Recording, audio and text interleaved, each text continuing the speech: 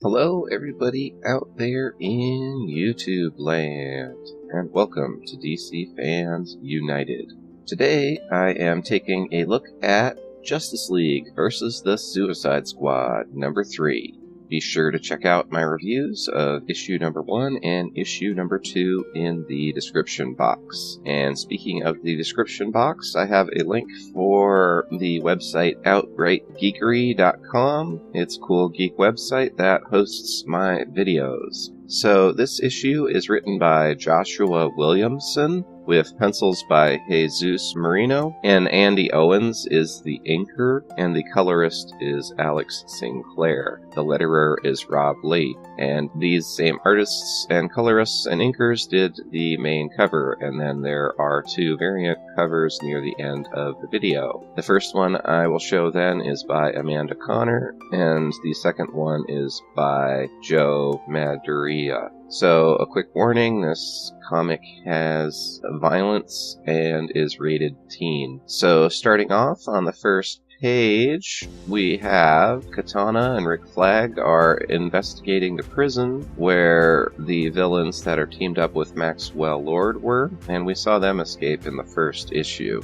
So we see this pretty graphic scene here where they come across all the guards that were killed by the bad guys, and they get the black box and leave. And then we see this full page of Batman all tied up and restrained because at the end of the last issue, the entire Justice League was captured. So they're leading him down the hallway, and then on the next page we see a series of panels where he escapes, and it's pretty exciting. No one but Batman, of course, could do that. So he takes down, it looks like 6 armed guards while his face and arms are restrained. So he gets loose and he says he's coming for Waller, and we see on the next page he's found her, and she's like, well, I thought you would escape a lot sooner, and decides to show him some of her equipment, and then begins to explain why she brought them there. So then we catch up with the Suicide Squad itself, and they're recapping the battle at the end of the last issue. And what happened there was the new Killer Frost froze everyone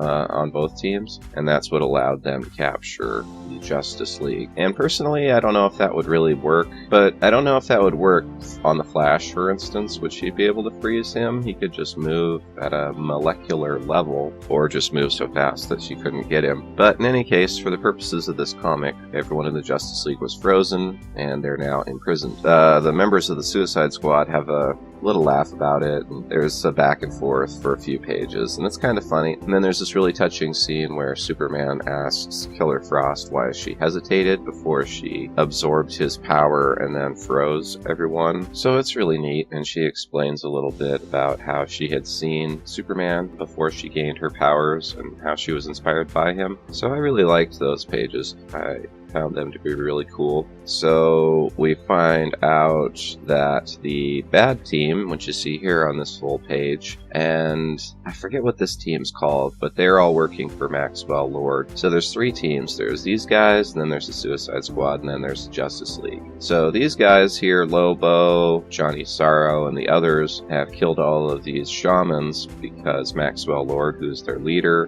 wants to get some information from the leader of the shamans. So we see them here. They've got Dr. Polaris and Maxwell Lord are torturing the guy, essentially. And they get the information they want, and they leave, and then Lobo confronts him and says, what about what I want? When are we going after Amanda Waller? And Maxwell Lord says, I appreciate your patience, Lobo, but no more waiting. It's time. So they're heading out and they're going to go attack the Suicide Squad. So Amanda Waller lets the Justice League out of imprisonment, and they have a little talk, and it is explained who the other team is because she's aware they are coming for her. So we get this cool couple of pages where it gives a real brief backstory on each character. So I thought that was pretty helpful because I'd heard of some of the characters and knew about them, like Dr. Polaris, but I wasn't so familiar with the other characters like Emerald Empress. So I really like that in comics when they give you as much info as possible. And I thought this guy here, Johnny Sorrow, he's a real villain, but I thought he looked quite cool. So then